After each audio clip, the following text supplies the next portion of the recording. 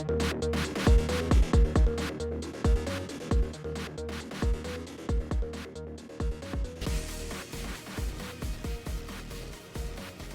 everybody, Ian, Starship Adventures, and yeah, we're still here. I just wanted to give everybody an update on what's been going on here at Starship Studios and with our channels. We have been busy here recovering after 2 back-to-back hurricanes. I don't think this happens very often, looking back in history, and it's a good thing because it's bad enough to recover from one flood or one hurricane. But to have 2 back-to-back was absolutely crazy. As you know, Helene went up our coast and put 19 inches of water in my mother's home. This home that was flooded with 4 feet of water during Ian and was just about completed the restoration process, which really sucks.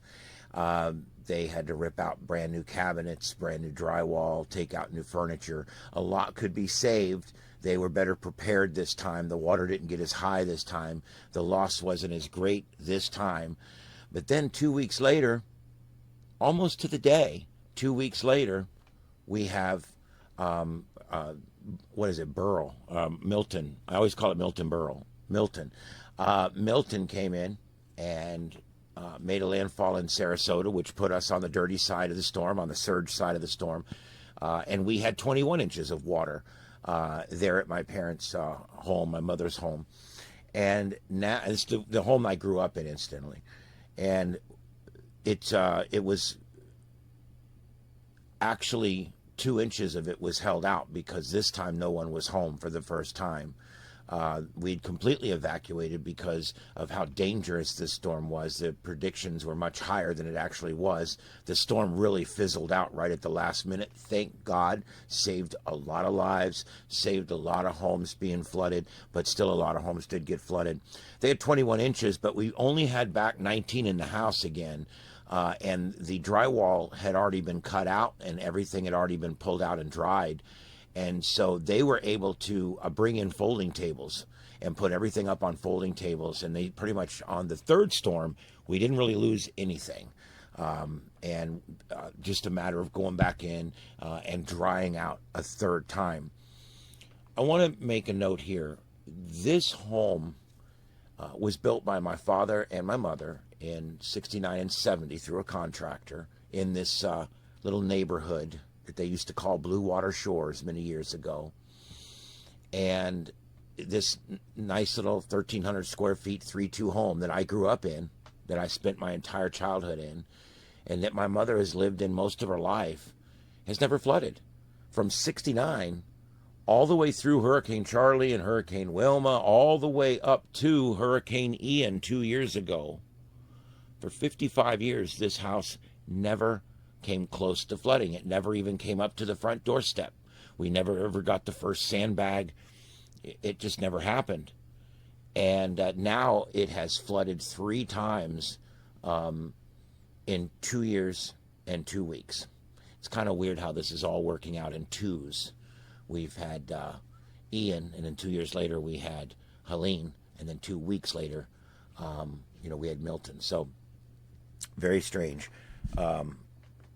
Very strange causality here. I don't know how the numbers are coming to line up, but anyway. And so my mom is now living with family, and will be living with family for a while. She spent the last 2 years living in a construction zone as her home was put back together, and now it's completely ripped back apart again, and everything is back the way it was 2 years ago, and she just can't go through it again. So she's going to live off site for a while until the home is to a certain stage. I want to talk for a little bit about the studio here, our little personal studio. I mean, this is we built this. It's basically a portable building, and we strapped it down with these big, huge yellow straps that you ratchet down to keep it from coming apart.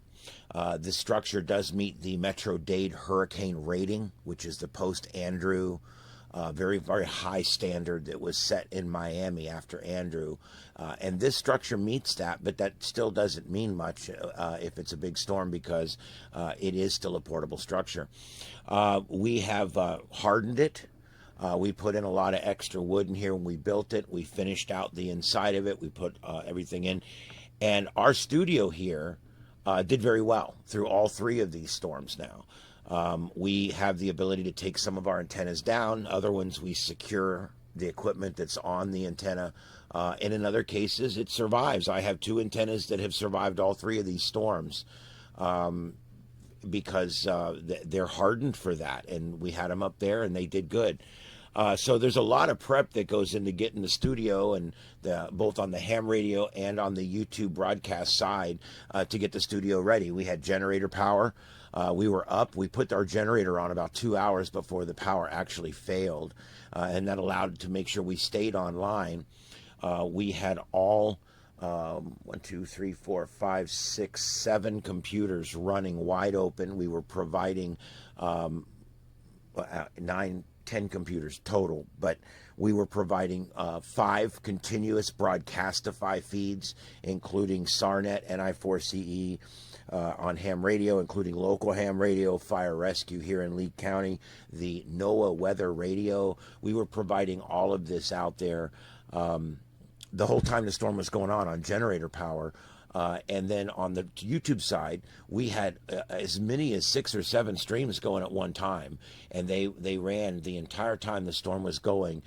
We started to have issues later in the evening with the generator power was not cooperating with the battery backup boxes that protect all of our computers. We have a series of these battery backup boxes that provide power to the computers, and then the commercial power charges the batteries. I'm sure most of you have these. They don't like generator power. They weren't cooperating with the generator power, and so they would start discharging and having issues, and one of them actually burned up. It's out, it's gone, it's burned up. So we were having some issues later in the day, and we started shutting down streams and things like that. But for the most part, we stayed up through the bulk of the storm. We continued to provide feeds through the next day of the scanner traffic. But one of the coolest things that we were able to do for the first time, and it's leading us to do a lot more of this in the future, is a surge cam. Yeah, you heard me right, a surge cam. We actually went out and right in front of the home that I'm talking to you guys about. And I'm going to show you guys. I'm going to show you guys some pictures of it over here. We actually put a camera up on the pole, and 20 foot up on the pole, and above the camera, about 4 more feet, we had a wireless box called an N radio, and we were actually broadcasting our images back here to the studio, live video, pan tilt. And we were able to watch the storm and watch the surge come in. And we actually, it's kind of heartbreaking in a way, but we were broadcasting live the flooding of my family home for the 3rd time. I think it's important that people see this. No one knows how bad it is up in North Carolina right now, an area that normally doesn't see big disasters. And that's from Helene. And then you've got major damage in the Big Bend of Florida, but you don't hear a lot about it because it's relatively low population per square mile, so you don't get as much national, international, or local news on it. And then, of course, you've got the area around Sarasota. This storm wound out, had Milton come in at full speed at a Category 5. I probably would not even be talking to you right now. We would probably still be trying to put our studio back together. That would have been devastating for everything north of Naples. I mean, it would have just been really bad. Thank God it wound out. It did exactly what Hurricane Wilma did. If you guys are into this stuff, go back and look at Hurricane Wilma and look how the eye went into a regeneration cycle. But the regeneration cycle just got way too big, and the storm lost it. It literally lost control of itself. And when it came in, that southern eye wall came around and actually hit Miami. And Miami had more, the landfall was in Naples. Miami had more damage than Naples did because Naples got in that big wide open eye, and that thing whipped around and hit off the coast, off the Atlantic. Very strange storm. But if you look at it, very, very similar to this storm. This one just hit further north. There was a lot of damage on the other coast because when it wound out, all that energy spread out wide, and there was less catastrophic damage. There was more widespread damage, and that's how you ended up with a lot of areas in Florida. Nearly every county in Florida had power outages or damage. There was just a few counties on the far left panhandle that did not get any kind of power outage. It was pretty much almost a statewide incident. And again, 2 storms back to back, but that surge cam stayed up, and I'm showing you images of it right now over here on the right, and you can see the different views we were getting with this surge cam. We hope to have many of these units. We're actually literally in the process. That first one that you see us using here is actually hanging outside right now, up online wireless. I'm literally doing bench testing, basically, or whatever you want to call it. We're testing it to run long duration. But it's out there on the pole in front of my house, and I stuck it up there, and I'm panning it around. I'm watching the intersection now down the street. We're building a bunch more of these. We're looking at models now that have 2 different cameras. They're all going to have sound. It's going to be really cool. What we're going to be able to provide in the future, different coverage of different things. And so you guys just got to stick with us here at Starship Adventures and Scuffed Radio. Even my wife's channel, Carlotta Alata. We're trying to do a lot of stuff that's outside the box, stuff that you don't see much anymore. Cover things that aren't being covered by the local media. Get views that can't be got any other way. We want to find those views that literally there was no other way to get that view except to go through the effort like we're doing, to go up and put a box up with a wireless box and the whole thing, and a battery power. And we found some really cool ways to power these cameras. I'm not going to get too far into all that, but I do want to tell you, in future storms and other events, because we're looking at doing this for other things too, you will get to see views like no other, because we're going to put you right in the action with these battery boxes that we're building. These remote camera. It's basically a camera on a box with a battery in it and a wireless transmitter. And we can deploy these a day or 2 ahead of time, and they will stay up through the storm and after the storm, and we can continue to provide those feeds. We're even looking at building some with Starlink. We're looking at building some with some different technology that combines multiple cell services and things like that. So there's a big future in this for us here at Starship Adventures, and our goal now is to bring you the shots that you would never otherwise get. I mean, some crazy shots. You know, if there's a parade going by and I can put a camera up, I'm going to carry it. If there's anything going on. If I know something is about to happen somewhere, we're going to bring these boxes and we're going to set them up and bring you guys the live coverage. So it's really a cool thing we're doing here. I do want to mention that Scuffed Radio, Joseph over at Scuffed Radio, a lot of this is his thinking, his doing. He has been on top of this since the beginning. He's the genius in the operation here. And when we build these boxes, man, he puts a lot of thought into this, does all the math. We figured it all out. He figured out the power consumption for the camera and the wireless box. And he sat there and he did all the math, and he tells me, I think it'll last X amount of hours. He was almost down to the hour it went dead. And I'm like, wow, he was within a couple of hours. In 3 days, he was within a couple of hours of being exactly right. And it's stuff like that, you know, figuring out how to do things and do them right is so important.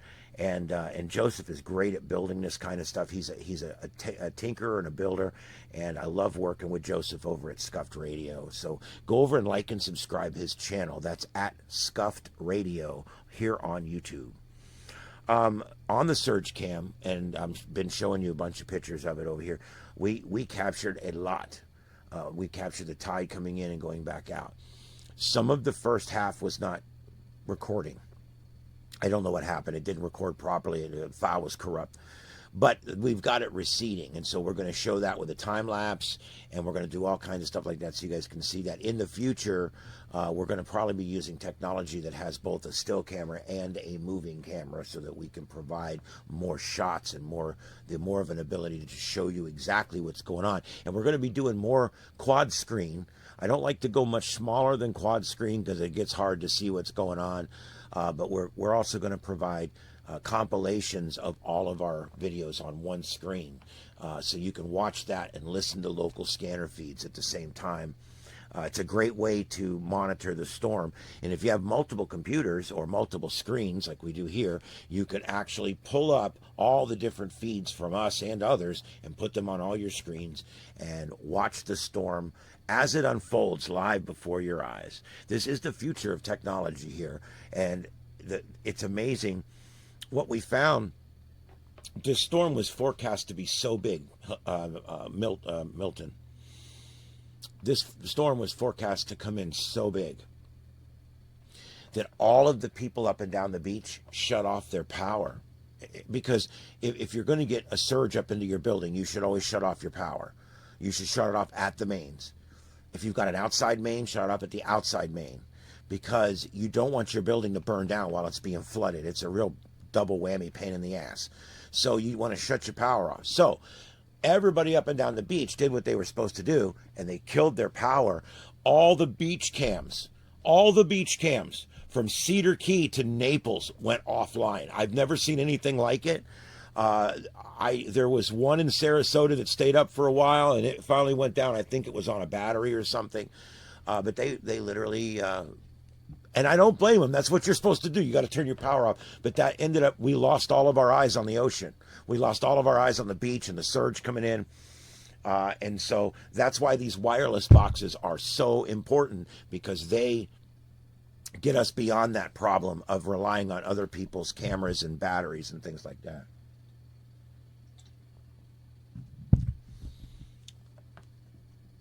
I've been light on content lately. I've been recovering from my back is really bad from moving my mother's entire contents of her home out and partially back in again, getting my own home ready, boarding up, unboarding, setting up, unsetting, tying up, untying, strapping down, unstrapping. My back has been shot, and I've been in a lot of pain. I've been in bed quite a bit. And as you get older, your health cannot keep up with calamity like this. And I pushed it way too hard for too many days, and I'm going to have quite a recovery here, unfortunately. But that being said, we are getting things back online. I'm in the studio today, feeling a little better, and I will be here all day today working in here, and I plan to have everything back up back there, and I'm going to try to get some streams up later today. I'm also making another video or two later today, and maybe another one that I'll release next week. I'm getting back on the horse. As long as I can sit in the chair and I'm not in too much pain, I want to sit here and I want to do YouTube content for you guys. So that's what I'm going to be doing. But that's basically what it is. It's also, I've been very busy too. There's been a lot of people needing things, and a lot of help been going around, and a lot of things around here needing to be done. My pump house flooded. Of course, a lot of help from Mom. She's living at a different location, and we're having to work through a lot of things there. Her house being fixed. We're doing that. The family's doing that. And so I've been very busy. And finally, it's election season. We're coming up on probably the most important election ever. And I know they say that every time, but I really kind of believe it this time.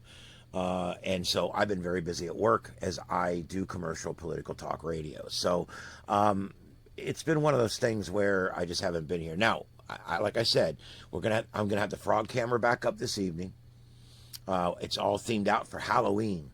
I'm gonna go out there and get it all finished, get it all cleaned back up and ready to go again. I took a lot of it down for the storm, and I literally have to go set it back up again, because when a real bad storm comes, anything that's not tied down is gone. And so a lot of that stuff was all taken inside, and I'm going to go back out there and get it all finished up later today. And so tonight we'll have the frog camera back up.